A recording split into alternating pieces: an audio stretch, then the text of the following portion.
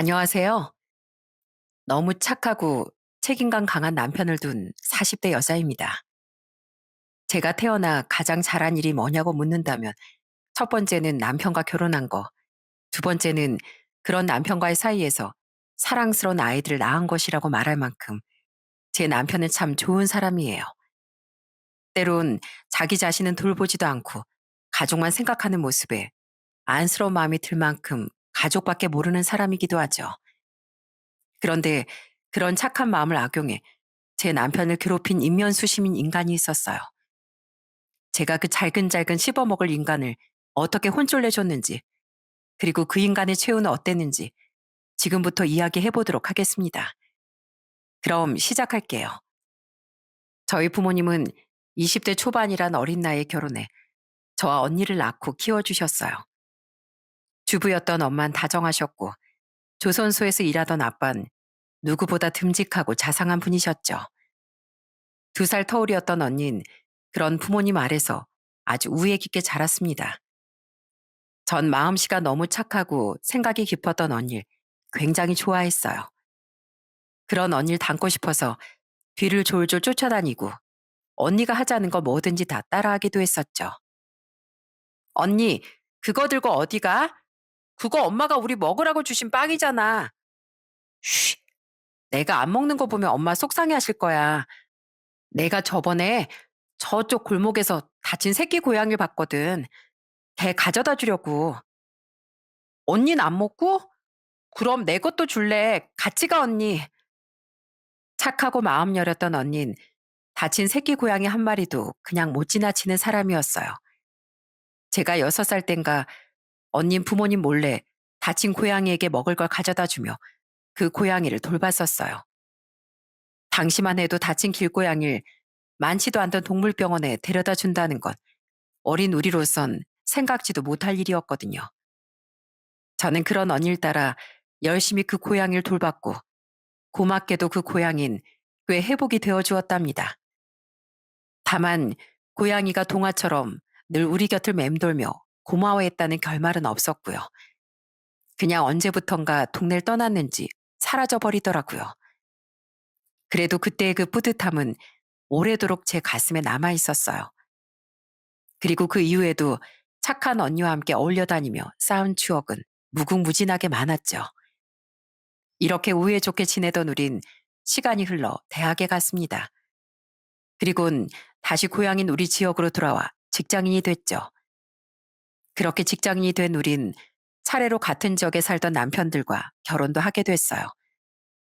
제 남편은 평범한 직장인이었는데 책임감 강하고 우직한 성격이 참 마음에 들었습니다. 우리 지역에서 2시간 정도 떨어진 시골에 사시던 시부모님도 서울에 살던 두 손아래 시누이도 비록 형편은 어렵지만 좋은 사람들이었기에 전 진심으로 시댁에 잘했어요. 남편이 좋은 만큼 남편의 가족도 너무 소중하게 느껴졌거든요. 항상 고마워 여보. 형편이 썩 좋지도 않고 무뚝뚝해서 재미도 없는 나랑 결혼해주고 우리 부모님에게도 잘해줘서. 남편은 제게 고맙다고 했지만 남편도 저 못지않게 저희 친정에 잘했습니다. 좀 무뚝뚝한 사람이라 부모님께 살갑게 굴지 못했어도 남편은 친정에 힘쓰거나 해야 할 일이 있으면 제일 먼저 달려가서 돕곤 했어요. 또한 친정엄마가 부엌 일이라도 하고 계시면 아무 말 없이 앞치마를 두르고 엄마의 옆에서 꼼지락거리기도 했죠. 여기 파랑 양파 다 썰면 될까요, 장모님? 어메나, 깜짝이야. 아휴, 박서방. 앞치마는 언제 두르고 온 거야? 됐어, 내가 하면 돼. 가서 우리 형미랑 애나 보고 있어. 저도 재료 손질은 잘해요. 집에서 집사람을 자주 도와버릇해서요. 그리고 원래 이런 위험한 일은 남자가 하는 거예요. 양파랑 파 써는 일이 위험해? 아휴, 아무튼 우리 둘째 사이 듬직한 건 알아줘야 한다니까. 그럼 부탁하네. 고마워. 생색 한 번 안 내고 늘 잘하려고 애썼던 제 남편을 부모님은 정말 예뻐하셨어요. 저희 아빤 조선소에서 은퇴하신 후 한동안 휴식기를 가지다 엄마와 함께 삼겹살집을 오픈하셨습니다. 남편은 그때도 가장 먼저 나서서 손본 인테리어의 하자 여부를 꼼꼼히 확인해주고 가게가 자리 잡을 때까지 하루도 쉬지 않고 가서 일손도 보태줬어요. 당시 저와 언닌 어린 두 아들을 돌보느라 매일 가지 못했었는데 정말 너무너무 고마웠죠. 오늘은 며느님도 와서 같이 돕는 건가요, 사장님? 아드님은 자주 와서 돕는 것 같았는데 여기 이 아가씨는 처음 보네. 아이, 며느리요? 얜 우리 작은 딸이에요. 맨날 와 있는 사람은 우리 아들이 아니라 우리 작은 사위고요. 우리 딸들은 애들 보느라 자주 못 오는데 그래도 가끔 와서 이렇게 도와주고 있어요. 사모님 우리 딸들은 여태 보신 적이 없으신가 보네. 그래요? 아, 하긴 우리야 뭐 어쩌다 한 번씩 오는 거니까. 근데 저 청년이 사위였어요? 세상에 어떤 사위가 장인 장모 식당에 저렇게 매일같이 와서 돕나. 두 분 복 받으셨다. 저기 사위분 혹시 남동생이나 형 없어요? 아, 우리 딸도 그 집안에 시집 보내게. 초반부터 단골이 돼준 손님들이 남편을 칭찬하면 저희 부모님은 더 신이 나셔서 남편 자랑을 하셨습니다. 그럼 숫기 없는 남편은 또 쑥스러워하며 도망가 버리곤 했죠. 그런 남편을 보는데 어떨 땐 고마워서 눈물이 다 나더라고요. 그런 남편에게 고마워서라도 저도 시댁에 정말 잘하려 최선을 다했습니다. 큰 사위인 나도 가서 장인 장모님을 도와드렸어야 했는데 박서방 자네가 내 몫까지 열심히 일해줬다지. 고마워 박서방. 나도 마음은 정말 가서 돕고 싶었는데 요새 공장 일이 너무 바빠서 말이야. 장인어른 장모님 그래도 이 큰 사위 진심은 잘 알고 계시죠? 장인어른 장모님을 가장 많이 생각하는 건 이 큰 사위입니다. 반면 우리보다 2년 일찍 결혼했던 형부는 남편과 정반대라고 느껴지는 사람이었습니다. 수더분하고 목소리도 크며 행동보단 말을 많이 하던 사람 말이죠. 형부는 공장을 운영하던 대표였는데 저희 부모님이 가게를 오픈하셨을 때 못 온 이유를 공장 때문이라며 둘러대더군요. 솔직히 공장이 24시간에 주말도 없이 돌아가는 것도 아닌데요. 도와야 하는 게 사회의 의무는 아니니 아무도 불편하게 생각하지 않았는데 형부는 제 남편이 괜히 견제됐던 모양이었어요. 내가 공부를 안 좋아했어서 그렇지. 만약 마음 먹고 했으면 명문대 누수계 갔을걸. 그럼 지금처럼 지방 공장이 아니라 서울의 떡하니 벤처기업이라도 차렸을 거야. 나 이렇게 대단한 사람이야, 처제. 여보, 괜한 허풍 좀 떨지 마. 아우, 이 사람 또 이런다. 또한 형부는 오히려 자기 자랑 좀 했으면 좋겠던 제 남편과 달리 허세와 허풍도 간혹 하곤 했습니다. 언닌 형부가 그럴 때마다 민망해하곤 했죠. 이렇게 가끔은 유치해 보이고 허세도 있는 사람이긴 했지만 우린 그래도 형부가 좋은 사람이라고 생각했어요. 어쨌든 우리 부모님께 사이로서 잘하려고 애써주었고 행동에 악의들이 느껴지진 않았거든요. 무엇보다 형부는 언니를 완전히 공주 대접해주던 사랑꾼이기도 했습니다. 여보, 거기 계단 아래가 미끄럽더라. 조심해. 여기 내 손 잡고 내려와. 아니면 그냥 내가 업어줄까? 아유, 됐어. 내가 애야. 형부는 아직도 우리 언니가 그렇게 좋으세요? 그럼 말해 뭐해. 난 처제 언니 없으면 못 살아. 결혼 전 언니에게 첫눈에 반한 형부는 언니를 그렇게 쫓아다녔다는군요. 언니는 어릴 때부터 인기가 많긴 했었어요. 왜 눈에 띄진 않지만 수수하게 예쁘고 착해서 은근히 짝사랑하는 남자들이 많은 타입 있잖아요. 언니가 딱 그랬습니다. 형부를 보면 언니가 너무 좋아서 어쩔 줄 모르는 마음이 절절하게 느껴졌어요. 내 소중한 가족을 소중히 여겨주는 사람을 누가 싫어하겠어요? 그랬기에 저는 약간의 단점은 느껴질지언정 형부와 잘 지냈던 거예요. 여보, 아무래도 나 장사를 좀 해볼까 해. 우리 애들도 조금 있으면 둘 다 초등학교 입학해야 하잖아. 아무래도 이 벌이로 애들을 계속 키우는 건 너무 빠듯할 것 같아. 언니네와 우린 똑같이 아들이 둘씩 있었는데 벌이가 넉넉했던 형부와 달리 남편은 당시 200만 원 중반대 정도를 벌고 있었습니다. 물론 맞벌이를 하고 있긴 했지만 아무래도 책임감이 강한 사람이다 보니 남편은 적은 벌이가 걱정됐던 모양이었어요. 앞으로 애들을 키우며 돈 들어갈 일이 더 많아질 테니까요. 계속 벌이 고민을 하던 남편은 40대 초반이 됐을 때 제게 장사를 시작해보고 싶다고 말하더군요. 회사를 그만두고서요. 분명 고민하고 또 고민한 끝에 제게 그런 이야기를 했을 사람이니 저는 남편을 믿고 지지해 주었습니다. 그렇게 남편은 프랜차이즈 식당을 시작했어요. 여보, 좀 쉬엄쉬엄해. 가게도 중요하지만 그러다가 몸 상해. 당신이야말로 퇴근하면 애들 어린이집에서 데리고 가게로 오지 말고 집으로 곧장 가. 피곤하잖아. 그래도 가게 자리 잡게 되기 전까진 인건비라도 아껴야지. 난 괜찮아. 그러니까 우리 같이 힘내자. 저는 퇴근 후엔 어린이집에서 하원시킨 애들을 데리고 남편 가게로 가서 남편을 도왔습니다. 그런데 겨우 가게가 자리 잡았다 싶었을 즈음 우리에겐 날벼락이 떨어졌어요. 바로 마스크 시국이 터진 거죠. 저는 위험 때문에 아이들은 친정에 맡기고서 퇴근 후나 주말엔 쉬지 않고 남편을 도왔어요. 그렇게 눈에 실핏줄까지 터져가며 열심히 노력했건만 시국은 좀처럼 나아지지 않더군요. 결국 남편은 가게를 차린 지 2년 만에 문을 닫아야 했어요. 미안해, 여보. 내가 괜한 짓을 해서. 아니야, 괜찮아. 이게 뭐 당신 탓인가? 국가적 재난 때문이지. 다행히 빚을 남기는 일은 피했지만 우린 투자금 회수는커녕 모아둔 돈도 많이 까먹은 상태였습니다. 남편은 제게 미안해서 어쩔 줄을 몰라 했어요.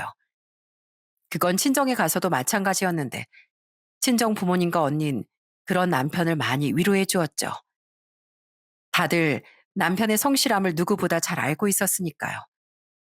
그런데 그때 형부가 망연자실해하고 있던 남편에게 고마운 제안을 해주더라고요. 박서방, 그래서 어디 갈지 생각해둔 직장은 있어? 아니요, 아직이요. 제가 좋은 대학을 졸업한 것도 아니고 나이가 적은 것도 아니라서 쉽게 절 받아줄 곳이 있을지 모르겠네요. 요샌 공장도 젊은 사람만 뽑으려고 한다던데 걱정이에요. 그래? 그럼 박서방, 내가 월급 많이 줄 테니까 우리 공장 와서 일해. 마침 우리도 사람 구하고 있었는데 내가 대표 권력으로 낙하산 좀 꽂아주지 뭐. 가족 좋다는 게 뭐야. 이럴 때 집안 맞사이가 나서야지. 정말요? 전 경력도 없는 신입인데 정말 괜찮아요? 괜찮어. 와서 열심히 배우면 자네도 다 할 수 있어. 감사합니다, 형님. 저 정말 열심히 할게요. 형부, 정말 감사해요. 이렇게 고마울 수가. 이서방이 오늘 큰 동서 노릇을 톡톡히 하는구먼. 고맙네, 이서방. 가족끼리 이렇게 돕는 모습을 보니 나랑 집사람 마음이 너무 감격스러워. 형부는 남편을 자신의 공장에 취직시켜 주겠다고 말한 거예요. 그때 저와 남편뿐 아니라 저희 부모님과 언니까지도 형부에게 굉장히 고마워했습니다. 그렇게 남편은 형부의 공장으로 출근하기 시작했어요. 형부는 정말 초봉치곤 월급을 두둑하게 주셨죠. 하지만 세상에 공짜는 없는 법, 일의 강도 높았던 월급만큼 센 것 같더군요. 아, 어깨야. 여보, 거기 날개뼈 있는데도 파스 좀 붙여줘. 당신 정말 일 괜찮은 거 맞아? 어째 맨날 팥을 달고 사잖아. 형분 잘해줘? 걱정하지 마. 잘해주셔. 그리고 안 하던 일을 갑자기 시작했으니까 당연히 힘든 거지 뭐. 난 원래 장사하기 전까진 책상 앞에서 일하던 사람이었잖아. 익숙해지면 괜찮아질 거야. 남편의 온몸엔 파스가 떨어질 날이 없었습니다. 그래도 다행히 한 달쯤 지나자 남편은 표정도 밝아지고 이제 할만해졌다는 말도 하더라고요. 저는 형부에게 전화해 고맙다는 말을 몇 번이나 했었어요. 형부는 기분 좋은 듯 그때마다 역시 형부밖에 없지 처제. 박서방은 내가 정말 잘 챙겨줄 테니까 걱정 붙들어 매셔. 하고 말해주곤 했죠. 세상에, 11시잖아. 당신 왜 점점 퇴근이 늦어져? 밥은 먹은 거야? 별로 입맛 없어. 너무 피곤해서 그런데 나 그냥 씻고 잘게, 여보. 그런데 일한 지 서너 달쯤 지났을 때부터 남편은 점점 퇴근이 늦어지기 시작하더군요. 나중엔 주말까지 출근하는 날도 있었죠.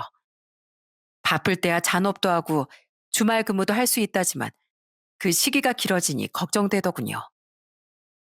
당신 갑자기 일하는 시간이 왜 이렇게 늘었어? 당신 요새 안색이 어떤 줄 알아? 퀭해도 너무 퀭해. 입맛 없다면서 요새 밥도 잘 안 먹고 나 너무 걱정돼. 괜찮아. 직원이 좀 그만둬서 일손이 부족해서 그래. 편할 때가 있으면 힘들 때도 있는 거지. 괜찮어. 입맛이야 힘들어서 없는 거지. 일할 땐 잘 챙겨 먹어. 아무리 사람이 없어도 그렇지. 어떻게 사람을 이렇게 혹사시켜? 무슨 사람은 또 그렇게 오래 안 구해지고. 안 되겠어. 내가 형부한테 전화 좀 해봐야겠어. 아니야, 그러지 마. 형님도 많이 미안해하고 계셔. 그리고 형님은 괜찮다는 걸 내가 나서서 더 일하는 거야. 감사하니까. 당신 걱정 안 하도록 몸 더 잘 챙길 테니까 너무 걱정하지 마. 하지만 남편은 자신이 자처해서 하는 일이라며 형부에게 전화까지 해보려던 절 말리더군요. 제가 오죽했으면 형부에게 전화까지 하려고 했겠습니까? 한두 달도 아니고 몇 달이나 사람이 이렇게 초췌해져 갔으니 그랬던 건데 자처해서 하는 일이라던 남편 말을 들으니 그럴 수도 없겠더라고요. 계속 직원이 안 구해지는 건지 남편의 과다 근무는 그 뒤로도 계속됐어요. 아니, 횟수가 점점 더 잦아지기까지 했죠. 남편은 어떨 땐 공장에서 잠을 자고 바로 다음날 일을 시작하기도 했어요.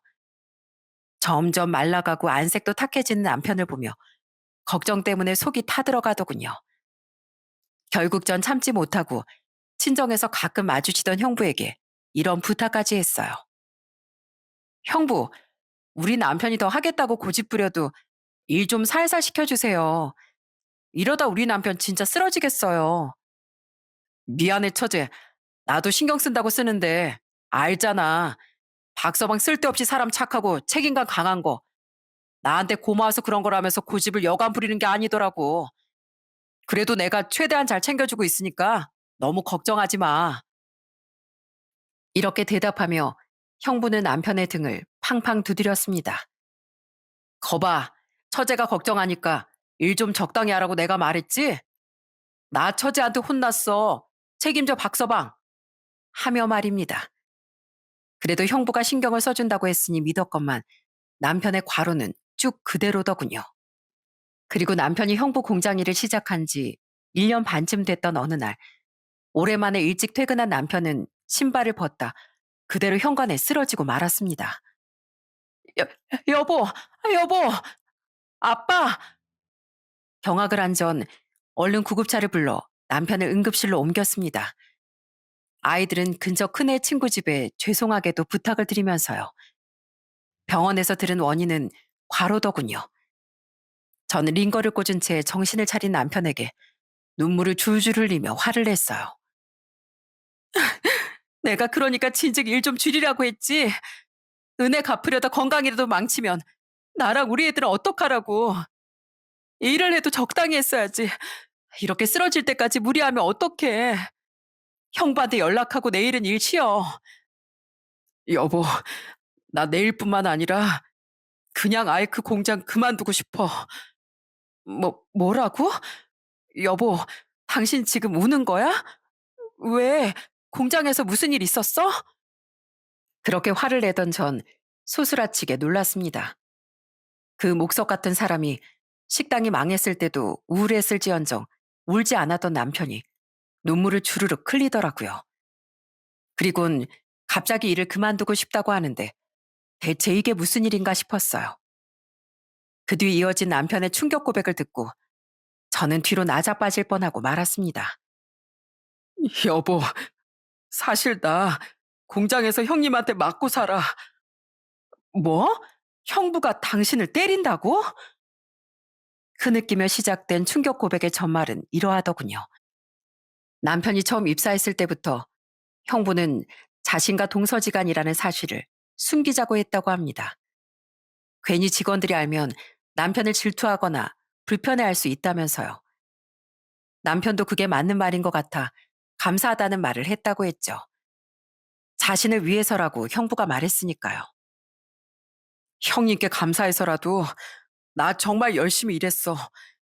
처음엔 일에 적응하느라 많이 힘들긴 했지만 그래도 사람들이 많이 도와줘서 어느 정도 적응도 하고 자신감도 얻었었어. 물론 난 초보자였으니까 여전히 서툴렀고 어느 정도 기술에 대한 숙련도도 필요했었잖아. 그래서 적응한 뒤에도 정말 열심히 배우려고 했거든? 근데 얼마 뒤부터 형님이 자꾸만 트집을 잡기 시작하는 거야. 남편을 잘 돌봐주겠다던 형부는 아직은 신입티를 벗지 못했던 남편에게 자꾸 면박을 주기 시작했다고 합니다. 그것도 다른 직원들이 다 보는 앞에서요. 들어온 지 2달가량 됐으면 이젠 전문가처럼 해야지. 왜 일을 이것밖에 못해? 나이 찬 사람 마음 넓게 써서 받아줬으면 노력을 해야 될 거 아니야. 하고 말입니다. 남편은 억울했지만 이를 악물고 열심히 노력했다고 해요. 하지만 아무리 남편이 열심히 해도 형부는 자꾸만 남편을 무시하고 괴롭혔다네요. 아직도 일을 그것밖에 못하냐며 화를 내고 빨리 일이 늘어야 한다며 없는 잔어까지 만들어 일을 시켜댔다고 했죠. 다른 사람들이야 대표가 그러는데 어떻게 남편을 감싸줄 수가 있었겠어요? 그래도 남편은 어떻게든 돈을 벌기 위해 꾹 참고 노력했는데 형부는 이제 남편을 따돌리기 시작했다네요. 나이 먹고 저 굼뜬 거 좀 봐라. 다들 광현 씨랑 어울리지 마. 굼뜬 사람 옆에 있으면 물든다고. 야, 박광현. 넌 밥 먹을 생각도 하지 말고 점심시간에도 일해. 형부는 다른 직원들 앞에서 무시하고 면박 주기, 밥도 같이 먹지 말라고 하고 잔업도 다 몰아주라고 명령하기 등 집단 따돌림을 주동한 겁니다. 다른 직원들은 중고 신입인 남편 편을 들다 대표에게 찍히기 싫으니 잠자코 따랐던 거죠. 하루하루 피가 말라가는 것 같았어. 매일 출근하기가 너무 지옥 같았어. 형님은 매번 자긴 옆에서 띵가띵가 놀면서 나만 주시하다가 내가 뭔가 실수라도 하면 욕설까지 해대면서 면박을 줬어. 사람이 긴장하고 잘하려고 하다 보면 더 실수하기 마련이잖아. 형님은 그걸 노렸던 거야. 날 괴롭히고 싶어서. 심지어 형님은 나한테만 잔업이나 휴일금을 그렇게 시키면서도 추가 수당도 한번 제대로 안 줬어. 나중에 사람들 하는 말을 기동량으로 들어보니까 원래도 퇴사율이 엄청 높은 곳이었더라. 기본 업무 강도도 높은 데다가 신입 직원이 오면 형님이 무조건 가업무 시키고 마음에 안 들면 면박을 줘서 말이야. 형부의 실체는 악덕사장 그 자체였습니다. 남편이 그 회사에 가기 이전에도 형부가 괜히 괴롭히며 따돌렸다가 퇴사시킨 신입 직원이 여럿이었다고 하더라고요. 형부의 이면만 보고 살았던 우린 그런 형부의 실체를 완전히 몰랐던 거죠. 잘 보여야 하는 사람 앞에서만 사람 좋은 척할 뿐 형부의 속은 인면수심이었던 거예요. 대체 왜 그걸 다 당하고만 있었어? 아무리 돈이 중요해도 적당히 참았어야지. 미안해, 여보. 근데 난 정말 돈벌이가 절실했어. 괜한 무리술 둬서 집안 재산 다 까먹고 당신을 크게 고생시키까지 한 내가 어떻게 약한 소리 할 수 있었겠어? 게다가 우리 애들도 다 학교에 들어간 마당에 앞으로 들어갈 돈도 더 많아질 거잖아. 당장 여길 나가면 언제 또 일자리 구할 수 있을지 장담도 못 하는데 어떻게 무책임하게 그만둘 수 있었겠어? 그럼 나한테 말이라도 했어야지. 아니면 형부한테 막 들이받기라도 하던가. 당신한테 말하면 분명 당장 그만두라고 난리였을 텐데 마찬가지지. 그리고 여보, 나도 형님한테 나름대로 맞서봤어. 너무 못 견디겠다 싶어서 추가 수당이라도 더 챙겨달라고 화를 냈다고. 따돌리고 욕설하는 건 다 참을 수 있는데 그만한 대가는 당연히 챙겨줘야 하는 거 아니냐면서 말이야. 안 그러면 그 노동청에 신고하겠다고도 했어. 남편은 결판을 지을 결심으로 형부에게 크게 화를 냈었다더군요. 이건 노동자로서 요구해야 하는 당연한 권리라면서요. 하지만 형부는 눈 하나 깜빡 안 하고 오히려 누나를 부라리며 이랬다고 해요. 야, 넌 돈 버는 일이 우스워? 내가 너 따위한테 이만큼 후한 돈을 주고 있는데 무슨 돈을 더 달래? 이건 다 월급에 포함된 거야. 싫으면 그만두고 처제한테라도 일러보든가. 노동청에도 신고해. 근데 여기서 그만둘 각오는 하고 그딴 말 하는 거지? 여길 그만두면 고졸에다 나이도 적지 않은 자네를 어디서 선뜻 받아준다고 하겠나? 자네가 그렇게 실직하고 있는 동안 처제는 혼자 뼈 빠지게 외벌이하며 힘들게 살겠지. 평생 전셋집은 벗어도 나지 못하고 말이야. 집안을 그렇게 주저앉힌 게 자네면서 자넨 부끄럽지도 않나? 자네가 그러고도 가장이라고 할 수 있어? 자신 있으면 어디 들이박아 봐. 기가 막혔습니다. 교활한 형부는 책임감 강하고 죄책감도 크게 갖고 있던 남편의 약한 부분을 긁으며 가스라이팅을 했던 거예요. 구직을 두려워하던 남편이 그만두지 못할 걸 알고서요. 심지어 그때 형부는 주춤했던 제 남편에게 이런 자격지심까지 드러냈다고 하더라고요. 난 말이야, 사실 자네가 진즉부터 마음에 안 들었어. 매번 장인 장모님한테 예쁨 받으려고 발악하는 꼬락서니가 말이야. 심지어 우리 집사람까지 자네를 좋아하는 그 꼴이 정말 배알 꼴이었다고. 그래서 내가 자네를 채용했던 거야. 나보다 훨씬 못한 자네한테 주제 파악 좀 시켜주려고.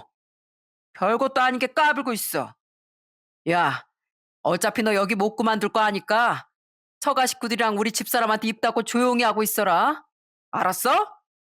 지금까지처럼 다 네가 원해서 힘들게 일하는 거라고 말하면서 말이야.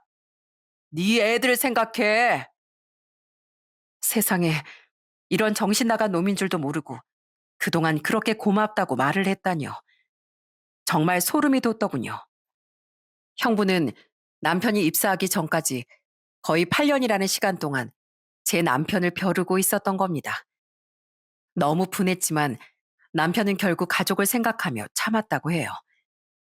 그런데 형부는 그 와중에 자신에게 대들었던 남편이 괘씸했던 건지 그 뒤부터 남편에게 손찌검까지 하기 시작했다네요.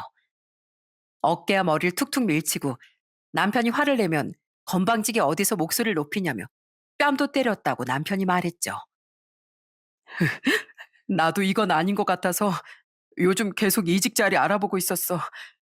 집안 재산도 다 까먹은 마당에 무책임하게 일을 그냥 그만둘 순 없었으니까. 근데 정말 날 받아준다는 곳이 한 군데도 없더라. 그렇게 버티고 버티다가 결국 이렇게 쓰러지기까지 한 거야. 이 바보야. 난 당신 옆에 폼으로 있어? 돈이 없으면 없는 대로 허리띠 졸라매고 살면 되지. 왜 자기 몸도 정신도 혹사시키면서까지 희생을 했어? 당신도 내가 바보 같지? 미안해. 이렇게 요령도 없는 미련퉁이라서. 근데 여보, 정말 미안한데 나 형님 회사 이젠 그만둬도 될까? 힘든 것도 힘든 거지만 나 이러다간 정말 건강을 크게 망칠 것 같아. 내가 아픈 거야 괜찮지만 난 가장이잖아. 우리 애들하고 당신을 위해서라도 난 아프면 안 되잖아. 그걸 말이라고 해? 당장 그만둬. 당신이 안 그만둔데도 내가 그만두게 만들 참이야. 그동안 혼자 많이 힘들었지? 고생 정말 많았어, 여보. 당신은 정말 최선을 다했으니까 절대 나나 애들한테 미안해하지 마. 알았지? 그래도 미안해. 난 정말 잘해내고 싶었는데 왜 전부터 이렇게 하는 일마다 꼬이는 걸까? 난 왜 잘하는 게 하나도 없을까? 그렇지 않아, 여보. 누구나 운이 다 나쁜 시기가 있는 거야. 당신이 얼마나 성실하고 훌륭한 사람인진 누구보다 내가 잘 알아. 그러니까 날 믿는다면 당신을 믿는 날 믿고 절대 그런 생각하지 마. 저는 몸도 마음도 만신창이가 된 남편을 끌어안고 함께 울었습니다. 그리고 그런 남편을 위로해주는 내내 마음이 분노로 들끓었어요. 제 남편을 이렇게 만든 그놈을 절대 가만두지 않겠다고 다짐했죠. 저는 수액을 다 맞았는데도 힘이 없던 남편을 집에 데려다주고 아이들도 집으로 데려왔습니다. 그리곤 말리는 남편을 뒤로하고 혼자 냅다 언니 집으로 쳐들어갔어요. 어? 처제, 이 밤에 무슨 일이야? 아! 이 벌레 같은 놈이 감히 내 남편을 괴롭혀? 야, 너 내 남편한테 허구한 욕짓거리 한 것도 모자라 손까지 댔다며? 돈도 제대로 안 주고 일까지 부려먹고. 뭐? 내 남편이 안 입고 와서 그동안 계속 벼르고 있었다고? 가족을 위하는 사람 절실한 마음을 이렇게 악용해 먹어? 내 남편 괴롭히는 놈은 내가 지구 끝까지 쫓아가서 아작내버릴 거야. 아, 아, 이것 좀 놔, 처제. 박강현 그 망할 자식, 사내 자식이 그걸 못 참고 친 마누라한테 쪼르르 다 일러 바쳤어? 좀 놓으라고, 처제. 못나. 어디 감히 내 남편 이름을 또 입에 올려? 너 오늘 어디 한번 맛 좀 봐라. 아! 저는 문을 열어준 그놈을 보자마자 냅다 머리채를 잡아버렸습니다. 그리곤 차마 이곳에 적지 못할 만큼 험한 욕짓거리들을 잔뜩 퍼부어 주었죠. 그러자 그놈은 엉겁결에 자신도 제 머리채를 휘어잡더군요. 하지만 전 절대 그놈의 머리를 놓지 않았습니다. 제 머리털이 다 뽑힌다고 해도 감히 내 남편 몸에 손을 댄 그놈을 절대 용서할 수 없었으니까요. 그 옆에 서 있던 언니는 당황스러운 표정으로 발을 동동 구르며 묻더군요. 형미야, 이게 무슨 일이야? 어? 내 남편이 박서방을 뭐 어쨌다고? 못 들었어, 언니? 이놈이 돈 좀 더 준다고 사람 꼬드겨서 자기 공장에 취업시켜 놓고 그동안 내 남편을 괴롭혔었대. 사람들 선동해서 따돌리고 대놓고 무시하고 면박 주고 욕설은 기본에 사람 실컷 부려먹어 놓곤 추가 수당도 하나도 안 줬대. 그걸 내놓으라고 화를 냈더니 그 다음부턴 손찌검까지 했대. 어차피 여기 아니면 갈 곳도 없지 않냐면서 가족을 생각하라는 겁박같이 하면서 말이야. 그래서 그동안 우리 남편 아무한테도 말도 못하고 끙끙대다가 오늘 과로로 쓰러져서 응급실까지 다녀왔어. 남편한테 이런 얘기를 듣고 내가 눈이 안 뒤집히게 생겼어? 언니 정말 이거 다 몰랐어? 이놈, 그동안 내 남편이 안 입고 와서 계속 벼르고 있었다더라. 그래서 일부러 괴롭히려고 취업도 시켜준 거래. 처제, 그걸 집사람한테 다 이르면 어떡해? 그 입 못 다물어? 저는 그런 언니에게 악에 받쳐 소리쳤어요. 그러자 그놈은 뻔뻔하게도 제게 소리를 지르더라고요. 그리고 그 순간 언니의 눈이 사납게 돌변하더군요. 그러더니 언니는 제 머리채를 꽉 잡고 있던 그놈의 손등을 거의 뜯어버릴 듯 물어 뜯어버렸어요. 그제야 그놈은 고통에 몸부림치며 제 머리를 놓았습니다. 놀란 저도 얼결에 그놈의 머리를 놓아버렸지만은요. 아! 여보, 이게 뭐 하는 짓이야? 아! 이 구제도 안 되는 쓰레기가 이제 나한테 손찌검하는 걸로도 모자라 내 동생 남편까지 건드려? 그놈은 눈물이 그렁그렁해진 채 언니에게 소리를 빽 지르더군요. 하지만 말이 끝나기도 전에 그놈은 다시 외마디 비명을 질러야 했어요. 왜냐하면 그놈이 고개를 들자마자 언니가 이번엔 냅다 뺨을 후려쳐버렸거든요. 하지만 그보다 저를 놀라게 했던 건 언니가 그놈에게 한 말이었어요. 뭐? 저놈이 언니한테까지 손찌검을 하고 살았다고?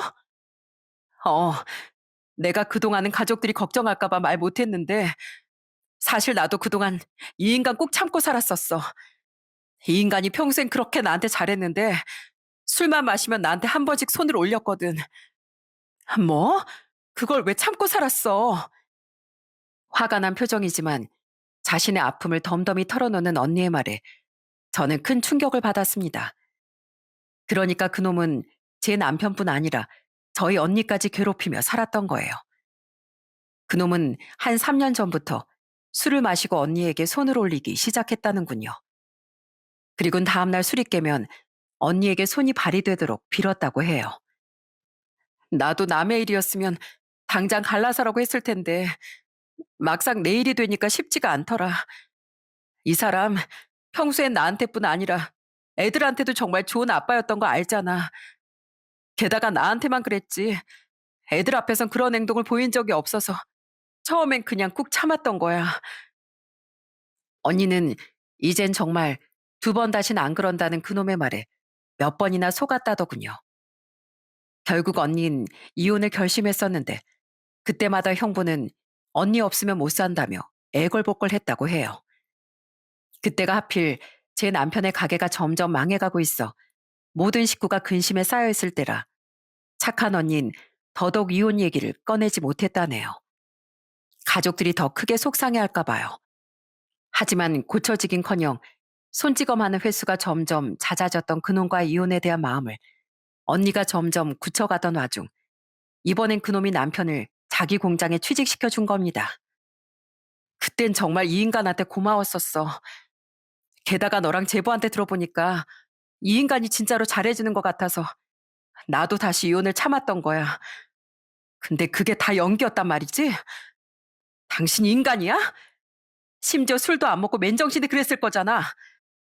그냥 당신은 술 때문이 아니라 애초에 속이 썩어 빠진 인간이었네. 여보, 그게 난 변명할 것도 없어. 입만 열면 거짓말인 인간 말. 난 이제 더 듣기도 싫으니까. 난 뒤돌아볼 것도 없이 당신이랑 이혼할 거고 애들도 당연히 내가 데려갈 거야. 오늘 나한테 당한 거 어디 고소할 때만 해봐. 나도 그동안 당신이 나한테 한 짓들 다 고소할 거니까.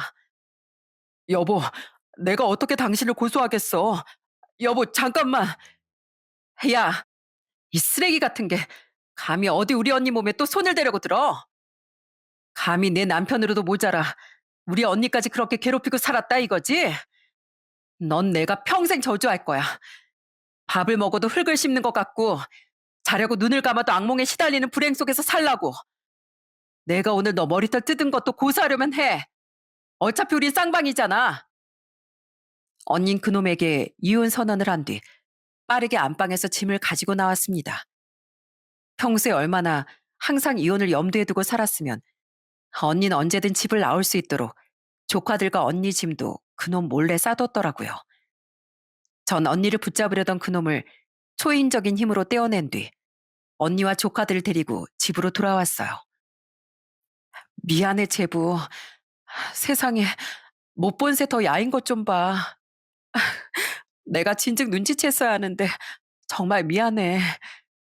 아니에요, 처형. 처형이야말로 그 고된 시간을 왜 참고 사셨어요.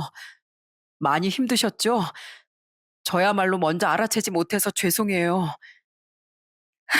둘 다 미련퉁이야. 힘들고 괴로울 때 기대라고 가족이 있는 거지. 어쩜 이렇게 우리 가슴을 찢어지게 해.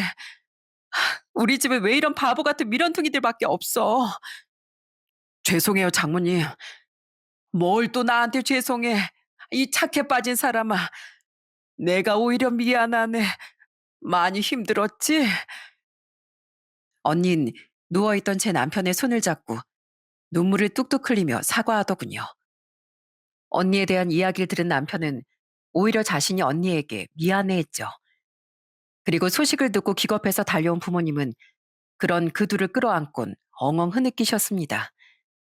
그런데 부모님이 돌아가신 지 30분 뒤쯤 형부라고 부르기도 싫은 그놈이 저희 집을 찾아왔더군요.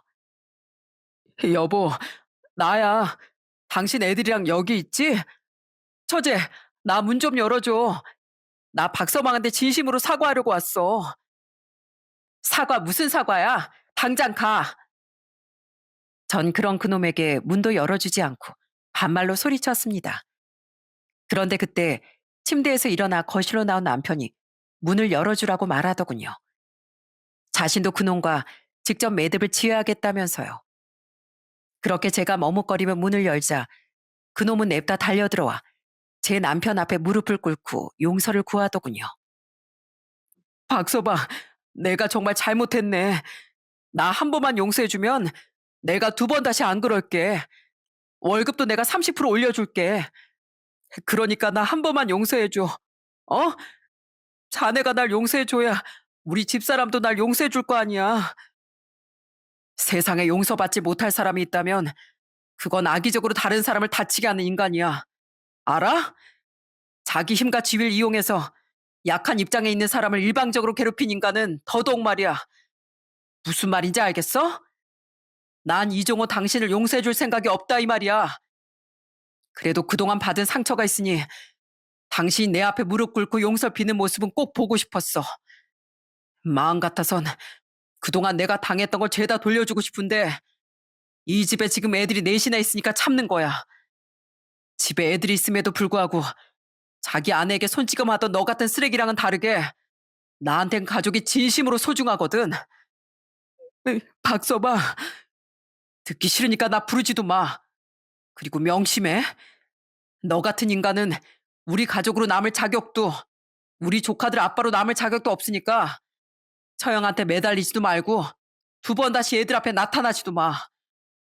그리고 앞으로 공장 직원들한테도 함부로 대하지 말고. 당신 지금까지 운이 좋아서 멀쩡했던 거지.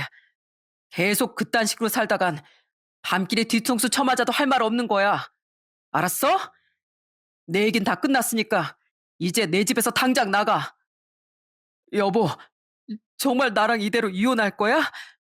나 한 번만 용서해주면 앞으로 절대 당신한테 손 안 댈게. 내가 아예 내 전 재산까지 당신 다 줄게. 하지만 제 남편에게 혼쭐만 잔뜩 나자 그놈은 서슬퍼러 눈을 뜨고 있던 언니에게 엉금엉금 기어가 다시 애원하기 시작했습니다. 언니는 자신의 다리를 붙잡으려는 그놈의 손을 뿌리치며 앙칼진 소리로 말했죠. 전 재산이 아니라 억만금을 준대도 싫거든? 어차피 거짓말인 거 다 알고 있어. 당신은 당신이 한 말을 단 한 번도 지킨 적이 없으니까. 당신 같은 사람은 내 남편으로도 애들 아빠로도 최악이니까 당장 사라져. 그 와중에도 그놈은 끝까지 포기하지 않고 매달리려고 들었어요. 저는 그런 그놈을 경찰을 불러 쫓아내버렸죠. 이후 남편은 당연히 공장을 그만뒀고 언닌 조카들과 친정 부모님 집으로 들어갔습니다. 다행스럽게도 남편은 그동안 그놈이 자신을 물리적으로나 말로 괴롭힌 것들에 대한 증거를 많이 남겨놨더군요. 언니 또한 나중에 혹시 이혼할 때 대비했다며 마찬가지로 증거를 다 남겨놨더라고요. 그것들로 남편과 언니는 그놈을 고소했습니다. 또한 남편은 받지 못한 추가 임금들을 받기 위해 노동청에 신고를 했고 언니는 이혼 소송을 걸었어요. 그놈이 끝까지 이혼을 하고 싶어 하지 않았거든요. 한 번은 다 같이 친정에서 밥을 먹었는데 그놈은 끈질기게도 또 언니를 찾아 친정으로 왔더군요. 언니가 친정에서 지내고 있는 건 또 어떻게 알고요? 장인어른, 장모님, 저 이서방입니다. 여기 집사람이랑 애들 있죠? 저 너무 괴로워서 못 살 것 같아요. 제발 저희 집사람 좀 한 번만 설득해 주시면 안 될까요? 저 좀 살려주세요. 전 진짜 집사람 없으면 못 살아요. 여보, 내가 정말 잘못했어. 그놈은 열리지 않는 친정 문에다 대고 엉엉 울며 용서를 구했습니다. 하지만 어림없는 소리였어요. 그놈이 마주하게 된 건 저희 부모님이나 언니의 용서가 아닌 차디찬 찬물이었죠. 엄만 화장실에서 찬물을 받아와 문을 열고 냅다 그놈에게 뿌려버리셨거든요. 감히 네 놈이 우리 딸이랑 사위를 괴롭혀? 썩 사라져. 너 다음에 또 찾아와서 우리 딸 귀찮게 굴면 그땐 물이 아니라 딱딱한 얼음 소박을 맞을 줄 알아? 그 뒤에서 아빤 전에 그놈이 사다 줬던 양주까지 뚜껑을 열어 뿌려버리셨습니다. 이딴 더러운 술 어차피 먹지도 않을 거라면서요. 그렇게 호되게 당한 그놈은 그 뒤론 다행히 한동안 모습을 드러내지 않았어요. 그렇게 남편은 그놈에게 못 받았던 추가 수당을 받아낼 수 있었고 그놈은 형사처벌도 받게 됐습니다. 자기가 찔리는 게 있기도 했고 어차피 저와는 쌍방이었던지라 그놈은 언니와 절 따로 고소는 안 했더라고요. 이혼 소송 또한 당연히 언니의 승리로 끝났습니다. 언닌 재산 분할과 위자료, 아이들의 양육권과 양육비까지 당연히 모두 받아낼 수 있었죠. 그렇게 모든 것이 평화로운 자리로 돌아가는 듯 했지만 남편은 정신적 외상 때문에 한동안 많이 힘들어 하더군요. 저도 노력했지만 그때 친정 부모님이 남편을 정말 많이 위해 주셨어요. 박서방, 집에만 틀어박혀 있지 말고 나오게. 원래 마음을 조용히 다스리는 데는 낚시가 최고야. 박서방, 이 장모가 우리 박서방 좋아하는 잡채랑 매운탕 좀 끓여봤네. 입맛 없다고 밥 굶고 있지 말고 얼른 나와 밥 차려줄 테니까. 아빤 남편을 데리고 낚시를 다니며 무례하던 남편에게 기운을 주려고 노력하셨습니다. 또 엄만 남편이 좋아하는 음식을 만들어 자주 저희 집에 오며 입맛 없어 하는 남편을 북돋아 주셨죠. 또한 두 분은 남편에게 돈 때문에 조급해하거나 위축하지 말라며 돈도 빌려주셨어요. 이걸로 생활비 하면서 자네 마음부터 천천히 치료하게. 지금 다니는 정신과 상담 빠지지 말고 꼬박꼬박 다녀. 원래 사람은 돈에 쫓기면 뭐든 불안한 법이야. 감사합니다, 장인어른. 장모님, 이 못난 사위에게 이렇게 잘해주셔서요. 자네가 왜 못났나? 자넨 우리가 아는 사람 중에 가장 책임감 강하고 멋진 가장일세. 우린 자네가 우리 둘째 남편이라 너무 좋고 든든하네. 사람 인생엔 언제든 한 번은 크고 검은 그림자가 드리우기 마련이야. 하지만 그 그림자는 곧 거칠 테니까 우리 같이 힘내세. 형미랑 같이 나랑 집사람이 도와줄게. 우리 목석 같은 박서방 어느새 울보가 다 됐구만. 그렇게 가족의 보살핌 덕에 기운을 차린 남편이 2년이 지난 지금은 뭘 하고 있는지 아시나요? 남편은 무려 버스 기사가 됐답니다. 낯설고 새로운 길을 남편은 가족을 위하는 마음으로 개척해 나간 거예요. 가장 기쁘고 다행스러운 건 남편이 지금의 직업에 굉장히 만족해하고 있다는 거죠. 같은 운수회사 사람들도 모두 좋은 분인 것 같고요. 그렇게 남편은 지금 열심히 일을 하며 저희 부모님께서 빌려주신 돈도 열심히 갚고 있답니다. 부모님은 됐다고 하셨지만 남편의 고집을 꺾을 순 없으셨어요. 그런 남편이 전 너무 자랑스럽고 대견할 따름입니다. 언님 부모님의 도움으로 조카들을 키우며 성실히 직장에 다니고 있어요. 언니는 아직도 남편을 보면 많이 미안해하는데 남편은 오히려 언니를 안타깝게 여기며 많이 위로해주곤 해요. 저보다 더 긴 힘든 시간을 인내하고 사셨잖아요. 이건 처형 탓이 아니니까 저한테 그만 미안해하세요. 전 이제 괜찮아요. 하고 말이죠. 이렇게 모든 게 평화롭고 저와 부모님도 아이들도 더없이 행복한 요즘 딱 한 사람, 전 형부란 사람만은 여전히 불행하게 살고 있다고 하더군요. 그놈은 이혼 후에도 언니를 잊지 못하고 몇 번이나 찾아와서 매달렸었어요. 결국 언닌 접근 금지 신청을 해버렸죠. 그렇게 언니 주변엔 얼씬도 못하게 된 그놈은 들리는 얘기론 시금도 전폐하고 공장 운영도 소홀히 하고 있다고 하더라고요. 그러게 있을 때나 잘할 것이지 익숙함에 속아 소중함을 잊은 걸로도 모자라 속내는 검고 악하기 짝이 없었던 그놈의 치유가 아주 통쾌했답니다. 내 남편을 괴롭히고 울렸던 원수를 전 살면서 절대 잊지 않을 거예요. 전 앞으로 바보같이 착하고 의직한 남편과 우리 아이들, 그리고 마찬가지로 너무 착한 언니를 앞장서서 지키며 살아갈 생각입니다. 남편과 그놈의 일을 듣고 죄송해 하던 절 탓하기는커녕 너도 마음고생 많았겠다며 안아주신 시부모님과 소중한 부모님도 잘 모시면서요. 옷으로 꽁꽁 가진 육체도 언젠가 맨살이 드러나게 마련이고 숨겨온 본심도 한 번씩 자신도 모르게 고개를 빼꼬미는 법입니다. 이렇듯 아무리 숨기려고 해도 자신의 민낯은 숨길 수 없는 법인 것 같아요. 평소 고약한 심보를 휘두르며 산 전 형부의 실체처럼 말이죠. 그런 악행을 저지르며 끝까지 숨기고 살 수 있을 줄 알았던 그 어리석은 인간처럼 결국 업보를 돌려받지 않도록 우리 모두 선한 마음을 가지고 살아갔으면 좋겠습니다. 전 이만 여기서 제 이야기를 마칠게요. 마지막으로 아무리 힘든 일이 있어도 가정을 위해 꿋꿋이 버티며 희생하는 가장분들께 감사와 응원의 말씀 남기겠습니다. 대한민국 가장분들 모두 힘내시고 화이팅 하세요. 감사합니다.